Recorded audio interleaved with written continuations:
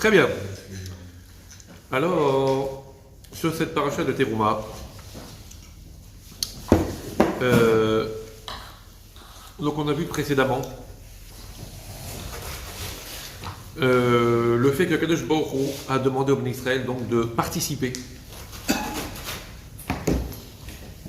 à l'édification du Mishkan. Ok? Ça fait un halo. Voilà. Il a fait un halo. C'est très bon pour les gencives. Voilà. Allez. Et donc, Kadosh Baruch Hu engage les Bnei Israël à la construction du Mishkan. Ça marche? Bon, évidemment, Kadosh Baruch Hu n'est pas en manque de ressources. Il n'est pas en manque de ressources. Ça veut dire que s'il voulait, Kadosh Baruch Hu, il fait descendre le Mishkan directement du ciel, ou bien il fait pousser de l'or de la terre, ou Dieu il fait ce qu'il veut. Mais là, il n'a pas voulu justement faire les choses par lui-même ou seulement par Moshe Rabbeinu, mais il a voulu impliquer les Bnei Israël. Pourquoi? Parce que en fait, le Mishkan, c'est l'œuvre de tout le monde. Le problème n'est pas d'accueillir la présence d'Akadosh Baruch Hu, le problème est de produire la possibilité pour Akadosh Baruch Hu de se révéler. Ok? Ça veut dire que souvent, on appelle le bon Dieu à la rescousse, mais en réalité, c'est notre façon d'être, notre façon d'agir qui va permettre de révéler la présence d'Akadosh Baruch Hu. Excusez-moi, ça vibre dans tous les sens. C'est-à-dire que le problème, il est que si Akadosh Baruch Hu, lui, décide de se révéler et que nous, on ferme toutes les portes, tous les accès, où on a une conduite qui est tellement antinomique avec Dieu ou avec la volonté d'Hachem, qu'on repousse Akadosh Baruch Hu quand il veut s'inviter chez nous. Imaginez, vous invitez le grand rabbin de Jebel et voilà, Baruch Hama, et quand il arrive, ça sent le hallouf au fromage. Qu'est-ce qu'il va faire? Il va dire, bon, finalement, il va même pas taper la porte, il va dire, c'est pas la peine que je rentre. Ok, si c'est comme ça qu'on m'accueille. Donc, du coup, Akadosh Baruch Hu, la même chose. Il va pour s'inviter chez nous, mais s'il voit que à l'intérieur de la maison, il y a tout le nécessaire pour repousser la présence divine, évidemment, Akadosh Baruch Hu va pas s'installer. Donc, tout le principe, il est là. Akadosh Baruch Hu, il est prêt à s'installer. La seule chose, c'est qu'il ne force jamais le passage. Il n'y a jamais de violence. Il n'y a jamais de violence chez Dieu, uniquement fonction de l'accueil. Donc, Akadosh Baruch Hu veut nous impliquer, puisque c'est notre implication qui va générer le fait que Akadosh Baruch Hu va se révéler. Ok? On parle de résidence, de shrina, et le principe de la résidence, c'est quelqu'un qui s'installe, menahat, quoi. C'est pas quelqu'un qui s'impose, évidemment. Et donc, Akadosh Baruch Hu veut nous impliquer et nous demande Teruma. Ok? C'est le verbe taram, ou tarum en banlieue, ça dépend. Donc, c'est le verbe tarama, bien, Chazak. Tarama. Okay. C'est ta radio, celle-là. Non, on peut aller plus loin, mais j'arrêterai là. C'est bien ça. Alors, donc, taram qui veut dire prélever. En fait, ça veut dire élever. C'est marrant, d'ailleurs, je réalise que prélever, c'est l'idée de lever. Oui. Donc, en fait, ça vient du mot ram, qui veut dire élever. Ram venissa, ok? Et les harim, c'est l'idée de lever. Donc, Teruma, c'est quelque chose qui est levé. On le prélève, c'est-à-dire on l'élève. Pardon? Voilà, pas mal. Exactement. Donc, du coup, c'est l'idée. Maintenant, quand on parle de lever, ça veut dire effectivement, quand il y a un tas d'argent, un tas de pièces, il est l'or, Monseigneur, il en manque une, c'est l'histoire. Bon. Ok, donc quand on prélève, forcément, il y a une élévation géographique. Alors, on retire les pièces de leur milieu initial. Ok, mais à part ça, c'est aussi une idée d'élévation spirituelle, évidemment. Puisque l'argent, ça a beau être d'argent, ça reste d'argent. Ouais, Celle-là, on aurait payé pour l'entendre, celle-là, on n'aurait pas été déçus. Ok? Je veux dire par là que ça a beau être quelque chose qui ouvre beaucoup de portes dans ce monde, ça on est obligé de le reconnaître. Mon père, à l'âge de l'homme, me disait, l'argent, le pouvoir de l'argent, tu le mets sur le corps d'un mort, le mort il se met à rigoler. Tellement l'argent, dans ce monde-là, il a un pouvoir incroyable. Ok, bon, malheureusement, parce que malheureusement, ça serait dommage en tout cas, de n'apprécier les choses qu'en fonction de ça. Okay? D'oublier de faire des courbettes à des gens qui ont des grandes valeurs et de ne faire des courbettes qu'à des gens qui ont du pognon. Je pense que le bon Dieu n'aime pas ça. Mais bon, malheureusement, le monde il est comme ça. Mais toujours est-il que donc ça reste quand même un élément matériel. Ça a beau être quelque chose qui est de l'ordre du pouvoir, de la puissance, qui a une certaine dimension dans ce monde, etc. Ça n'empêche pas que c'est quelque chose de matériel. Donc à partir du moment où on le consacre à des besoins spirituels, on les consacre à l'œuvre du temple, on les consacre à la révélation d'Akadosh Baruch Hu, à la volonté de Dieu, forcément il y a une élévation. Ça ne reste plus que de l'inerte, ça devient quelque chose de vivant. Vous voyez la dimension, ça devient quelque chose de vivant. Parce que s'attacher avec Dieu, qui est la source de la vie, ça veut dire rendre vivant quelque chose. C'est quoi vivant? Quelque chose qui est vivant, c'est quelque chose qui a finalement une possibilité de pérennité et de continuité malgré la limite. Ok? Quand quelqu'un est niftar, il s'en va de ce monde à 120 ans, ouais, et malgré ça on dit il reste vivant. Mais il reste vivant. A priori non, parce qu'il est là. Mais en réalité, soit parce que ce qu'il a fait continue de se produire, continue de se reproduire, continue de se pérenniser à travers ses enfants, soit parce que ce qu'il a laissé comme marque, ce qu'il a laissé comme souvenir, à part le fait de l'anjama qui monte chez Dieu, c'est une autre dimension, je parle d'ici moi. Ce qu'il a laissé comme souvenir est pour nous une leçon, une inspiration, à partir de laquelle nous, on va aussi construire une façon d'être. On va dire, ah, regarde ce qu'il a fait, c'est magnifique. Ça va me donner envie, ça va m'inspirer, et je vais me servir de son exemple comme modèle. Donc du coup, c'est ça, vivre. Vivre, ça veut dire au-delà des limites, réaliser quelque chose qui va en fin de compte avoir sa pérennité. De la même façon, s'attacher avec Dieu, beaucoup c'est l'éternité, donc s'attacher avec Dieu, c'est s'inscrire dans un système éternel, et au lieu d'être simplement une pièce de 1 euro par exemple, 1 euro ça a une limite, c'est 1 euro. Dépêchez-vous avant que ça soit dévalué, parce qu'à mon avis ça nous prend hein, mais... donc 1 euro, ça a beau être 1 euro, ça peut faire 1 heureux, bon, mais pour l'instant c'est 1 euro, et donc c'est pas, ça ne vaudra jamais plus que 1 euro. Peut-être moins, mais plus non. Ok? Donc ça a une limite. Ça a un certain pouvoir, mais ça a une limite. Le fait de l'investir dans la Kedusha, dans la Torah, dans une mitzvah, ça lui enlève sa limite, puisque ça l'inscrit dans un système d'éternité. Quelqu'un qui va dépenser 1 euro pour faire un acte de tzedaka, par exemple, ça ne devient plus seulement ce qui va permettre à celui qui va le recevoir d'acheter quelque chose à manger, mais ça va être carrément une essence de mitzvah qui s'inscrit dans la dimension éternelle du monde futur, et après il n'y a plus de limite. Okay, c'est pour ça que c'est Trouma, c'est l'idée d'élévation. Maintenant, vous savez très bien vous savez très bien vous, et nous aussi d'ailleurs, vous savez très bien que ce qu'on appelle tzedaka dans la Torah, c'est pas seulement tzedaka. Déjà, il faut comprendre que la paracha de Teruma, on ne sait pas si elle a sa place ici. Pourquoi? Parce qu'a priori, on a vu hier qu'il y avait 3 avis.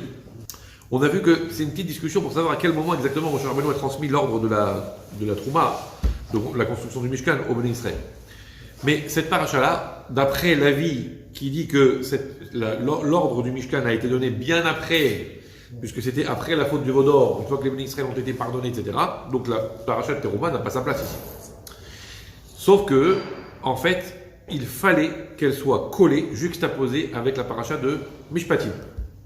Pourquoi? Parce que comme il dit David Amelech, Asiti Mishpat Vatzedek, Baltani Haini le Roshkai, dit David Amelech, Asiti Mishpat Vatzedek, j'ai fait Mishpat, j'ai accompli justice et Tzedek. Alors Tzedek c'est aussi justice, mais c'est aussi l'idée de la justice pleine de bienveillance. C'est pour ça qu'on utilise ce mot pour faire la Tzedaka par exemple. Tzedek, vous voyez, donc j'ai fait la justice carrée et j'ai fait aussi la justice bienveillante. Ça veut dire en même temps j'ai fait Mishpat, la justice carrée, et en même temps Tzedek, Tzedaka, la bonté, la bienveillance. Donc dit David Amelech, la complétude du service divin, c'est les deux. Donc Mishpatim, ça parle des lois, carré. Quelqu'un, tu ne dois pas avoir, à un moment donné, si tu as trop de bienveillance. Ouais, l'autre, tu lui as piqué 1 million d'euros.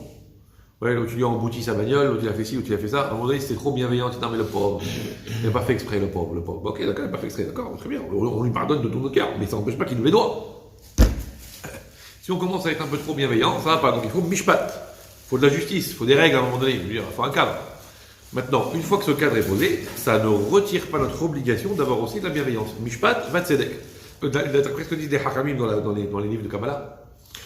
Désolé de vous emmener avec moi dans les méandres de la lumière. Okay. Le bras droit, ça représente la bonté, le chesed, et le bras gauche, ça représente la rigueur. Et donc évidemment, pour être en équilibre, regardez les joueurs de footing. Ouais, regardez, quand on court, par réflexe, il y a les bras qui se balancent parce que c'est une notion d'équilibre et en même temps il y a tout un truc qui se met en place. Donc ça veut dire que pour être en équilibre, il faut avoir un mouvement des deux bras, et chesed et gvura, et bienveillance et rigueur. S'il n'y a pas les deux, on tourne en rond. C'est comme un oiseau qui vole avec une seule aile. À mon avis, vous tournez en rond, tu vois. Okay, c'est exactement le même principe. Donc ça veut dire que l'idée Mishpatim et Trouma devaient être ensemble. Maintenant, nous on sait très bien que la notion de tzedaka, n'est pas qu'une notion d'argent, mais on utilise le terme tzedaka dans la Torah de façon très générique pour toutes les mitzvot de la Torah. On voit ça de Abraham Avinu. Abraham Avinu, Akadosh Baruch Hu, il vient de faire juste la Brit Mila, donc il est en train de, voilà, il a accueilli les invités de Top Shop. Et comme vous le savez, parmi les 3 anges qui sont venus visiter Abraham Avinu, il y en a un qui est venu lui annoncer la bonne nouvelle de la naissance de Yitzhak.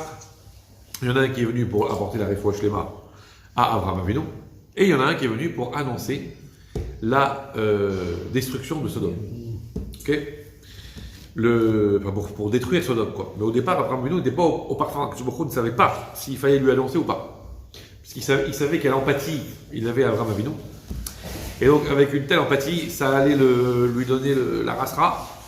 Shalom Uvracha. Ça allait lui donner la rasra d'entendre qu'il y a des gens de Sodome qui vont être détruits. Il savait que ça allait le mettre mal à l'aise. Finalement, Akadosh Baruch Hu se ravise et il dit oui, je vais lui dire parce que c'est mon acolyte. Ok, donc il a dit finalement oui, je vais lui annoncer la destruction de Sodome parce que il est mon associé en quelque sorte. Ça va être celui qui va conduire l'héritage spirituel du système, ouais, et les générations après lui. Les Maran Asher Yetzavé, Banav et Beto Aharav, il va conduire, il va ordonner, on va dire, ça veut dire il va conduire, pérenniser pour ses enfants et pour ses petits-enfants la Rasot Tzedaka ou Mishpat, pour faire de la bienveillance et de la justice. Donc on voit que la notion de Tzedaka et aussi la notion de Mishpat, mais la notion de Tzedaka en particulier, c'est une valeur qui représente toutes les mitzvot. Toutes les mitzvot sont inféodées à la Tzedaka, parce qu'en fait celui qui fait une mitzvah, quelque part il donne à Akadosh Baruch Hu. Ok, il donne à Dieu. Ouais. Ouais, je vais garder pour moi celle-là. Bon. Ça marche, donc c'est une forme de tzedaka. Donc quand on parle de tzedaka ici aussi, ça parle de l'ensemble du service de Dieu. Et là, on voit que parmi les donations possibles pour le Mishkan, Dieu demande tout un tas de trucs. Hein. Il demande du zahav, de l'or, du kesef, de l'argent, du nechochet, alors du cuivre ou de l'airain en fonction des traductions, peu importe, du cuivre, et techelet, du hagaman, des tentures, des tissus. Ok, bon, les juifs sont dans le tissu depuis très longtemps, hein, bon, c'est bien connu. On est issus de Abraham, Isaac, Yaakov déjà. Bon. Abraham Avinu et Moshe Rabbeinu. Exactement. Ok, donc des tissus, et comment on appelle ça, techelet, bleu, azur, écarlate, pourpre, bref. Donc il fallait apporter un tas de choses. Et du bois de chittim. Alors, qu'est-ce que c'est le bois de chittim? C'est pas très clair, il y en a qui disent c'est du bois d'acacia. En tout cas, c'est un bois qu'on appelle chittim. On aura l'occasion d'étudier là-dessus. Bezrat Hashem. Toujours est-il que, parmi les éléments qui sont cités en tête, il y a l'or, l'argent, le cuivre. L'or, l'argent, le cuivre. Alors, j'ai affaire à des connaisseurs là. Entre l'or, l'argent et le cuivre, au niveau du classement, celui qui a le plus de valeur, il semblerait que ce soit l'or. Ouais. Même si c'est de l'ordure. Bon. Le deuxième, c'est l'argent. Il semblerait, hein. Ouais. Et le dernier, c'est le cuivre. Très bien. C'est les reins. Eh bien, sachez que ici, on est en train de nous indiquer justement la valeur du service de Dieu. On peut avoir un service de Dieu en or, un service de Dieu en argent et un service de Dieu en cuivre. À vous de choisir le métal, le matériau avec lequel vous voulez vous identifier dans le service d'Hachem. C'est ça qu'Akadosh Baruch Hu nous dit ici. Je vous explique. Il y a deux façons de comprendre et c'est assez simple. Ça a l'air assez simpliste, mais pas tant que ça. Il y a des commentateurs qui expliquent Zahav, l'or, Kesef, l'argent et Nechochet, en réalité c'est des messages subliminaux, c'est des signes ou c'est des mots composés avec la compression de certaines expressions. Zahav, disent les commentateurs, c'est Zehu Bari. Zain, He, Bet. Zehu Bari. C'est celui qui est en bonne santé. Ok? Celui qui est en bonne santé et qui donne la tzedaka, ou qui fait des mitzvot, en étant en bonne santé. Ça veut dire que Baruch Hashem, tout va bien, il n'a rien à gagner.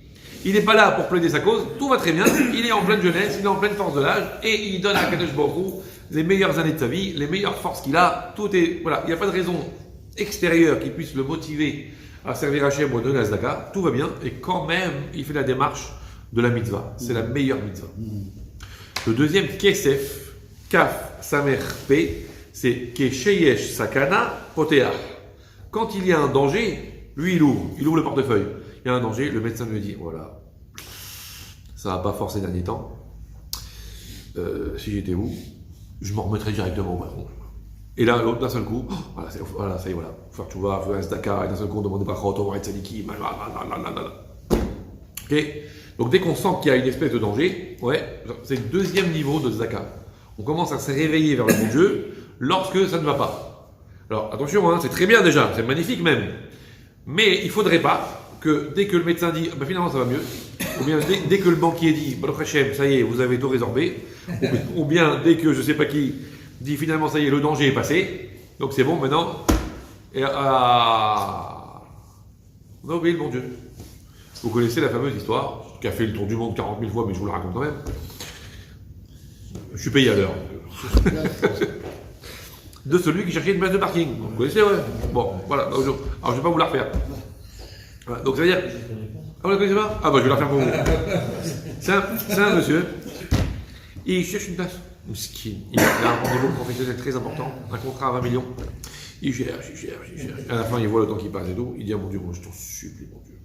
Si tu me libères une place, j'aurais trouvé une place, je te promets, je fais Shabbat, je mange kasher, je fais tchouva, j'arrête les bêtises, tout. Et puis d'un seul coup, il y a un mec qui sort du parking et la place se libère. Viens, c'est bon, te fatigue pas, j'ai trouvé.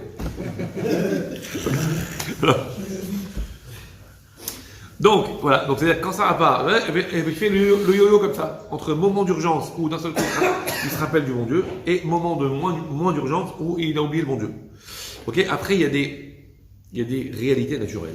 Par exemple, dit David Amelech, qui avi ve'imi azavoni, vachem ya asfeni. Mon père et ma mère m'ont abandonné. Mon père et ma mère m'ont abandonné. Après, reste à définir pourquoi David Amelech il dit ça. Il n'était pas de la pouponnière, David Amelech, il n'a pas grandi à la DAS, je vous rassure tout de suite. Mais il dit quand même ça. Donc, avi ve'imi azavoni, mon père et ma mère m'ont abandonné. Vachem ya asfeni. Et c'est Dieu qui m'a recueilli. Ouais. Disent les commentateurs, peu importe encore une fois pourquoi David Amelech, lui en particulier, il dit ça, mais disent les commentateurs, quand quelqu'un réalise par la force des choses que son père et sa mère l'ont abandonné, ça veut dire quand après 120 ans, son père et sa mère s'en vont. Fachem ya asfeni, par nature, l'homme qui avait jusque-là un père et une mère, il va chercher un père et une mère qu'il n'a plus et il va les trouver Dieu. Il y a un élan naturel, vous voyez bien, même des gens qui sont très loin, qui ne connaissent pas spécialement ni la choule, ni la fila, ni rien du tout, quand ils sont frappés par une difficulté comme ça, hop, d'un seul coup, ils retrouvent le chemin de la communauté. On ne sait pas pourquoi, on ne sait pas comment, c'est comme ça. Ok? Donc ça veut dire qu'il y a un élan naturel d'aller rechercher Dieu. Donc c'est quelque chose de normal. La seule chose, c'est que, comme on dit, il faut battre le fer tant qu'il est chaud. Ça veut dire que quand il y a cet élan-là, où on voit que par nature, on a notre neshama qui aspire au bon Dieu, au contraire, faut exploiter le filon et ne pas dire, bon, ça y est, maintenant je suis apaisé, c'est bon, je vais voir ailleurs, et lorsque j'aurai une autre asra, je viendrai voir le bon Dieu. C'est pas comme ça. C'est pas un flipper, le bon Dieu. Tu viens quand tu as besoin et quand tu n'as pas besoin, tu l'as oublié. C'est pas comme ça que ça marche. Donc, évidemment que c'est pas grave en soi et c'est même très bien, mais ça reste quand même kesef. Ça reste seconde catégorie par rapport à Zahav, de quelqu'un qui, sans raison, il est en pleine possession de ses moyens, tout va très bien et il pense à Dieu quand même. Kesef, Kesheyesh Takana, Poteach. Quand il y a un danger, il ouvre les mains, il ouvre les portes, il ouvre les yeux, il ouvre les oreilles, il ouvre le magasin. Okay, bon. Et enfin, Nechoshet, le cuivre, c'est Netinat Holé chez Omer Tenou. C'est le don d'un malade qui dit donnez tout. Le mec il est dans son lit de mort, ça y est, il est en train d'agoniser. Il dit de toute façon, ça y est, il dit donnez tout. Voilà, le mec il est là, il est plus là. Netinat Holé, c'est le don d'un malade, un malade, ça veut dire un agonisant quoi, chez Omer qui dit aux autres Tenou, donnez tout, de toute façon, ça y est, je vais mourir. Donc ça c'est le troisième niveau de Zaka, c'est celui qui dit de toute façon j'ai plus rien à perdre, je vais quand même essayer de me racheter un Olam Haba, ok, à la fin. Donc ça marche quand même, hein. Ça veut dire quelqu'un, pourquoi est-ce très important les derniers instants d'une vie? Alors, il y a beaucoup de débats aujourd'hui autour de l'euthanasie. Mais nous, alors, il y a beaucoup de gens qui réfléchissent en disant non, mais il faut accompagner les gens vers une belle vie, une belle mort. Ils doivent mourir dignement. Ouais. Et puis, de toute façon, quand le médecin il a dit il lui reste que 10 secondes, ça va, 10 secondes, on n'est pas à 10 secondes près, ça va. Allez, tu débranches la machine, tu fais une picouse, c'est fini. Quoi? Qui on est, nous, pour définir que 10 secondes dans une vie, c'est pas important. Peut-être qu'en 10 secondes, allez savoir, dans un élan de conscience, j'en sais rien, moi, je connais pas les trucs, les traumatismes du cerveau, le coma, je connais pas tout ça, j'en sais rien. Mais toujours est-il que souvent, lorsque les choses se terminent, on parle aux familles, ouais, ils nous disent, ouais, c'est marrant parce que, genre, les derniers instants, j'ai senti que il a fait, j'ai senti, il captait. Ça fait 3 mois qu'il est dans le coma. Quand on lui parle, il n'est pas là. Mais dans les derniers instants, je lui dis, il a fait comme ça avec les yeux. Ah ouais, bien sûr, c'est vrai. Donc, qui on est nous pour définir que dans les 10 dernières secondes de quelqu'un, il se passe rien. Allez savoir si, même en silence, même dans son fort intérieur, il lui suffit à la dernière seconde de sa vie, évidemment de façon sincère, hein, de dire à Kadosh Baruch Hu, voilà, pardonne-moi pour toutes les bêtises que j'ai faites. Je regrette, maintenant je réalise l'importance, etc., parce qu'entre-temps il a vu plein de choses, il a entendu plein de choses, etc. Donc du coup, il dit, je réalise l'importance, et pardon Hachem, je te demande pardon, et je fais tout ma sincère, et je regrette. Cette dernière seconde peut le faire changer diamétralement d'adresse de destination du Gehinam au Gan Eden. Il peut racheter un monde futur en 1 seconde avec une tchouva. Vous comprenez ? 1 seconde. C'est l'histoire de Rabbi Eliezer ben Dourdaya, pour ceux qui connaissent. Rabbi Eliezer ben Dourdaya, on l'appelle Rabbi Eliezer ben Dourdaya, mais il fut un temps, c'était Eliezer ben Dourdaya. C'était un monsieur connu. C'était un... Comment on pourrait dire ça ? Il avait le sang chaud.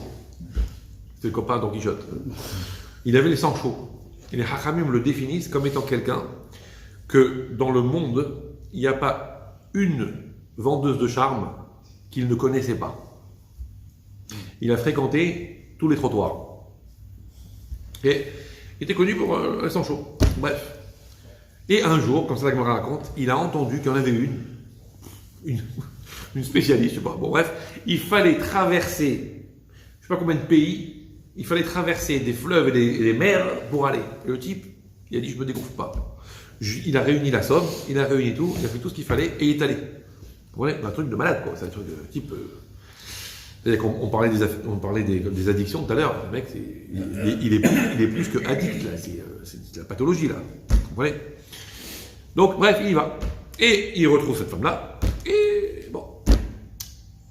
Il fait le nécessaire, si on peut dire. Et puis à un moment donné, alors, sans crier gare, alors que personne ne l'attendait celle-là, la femme.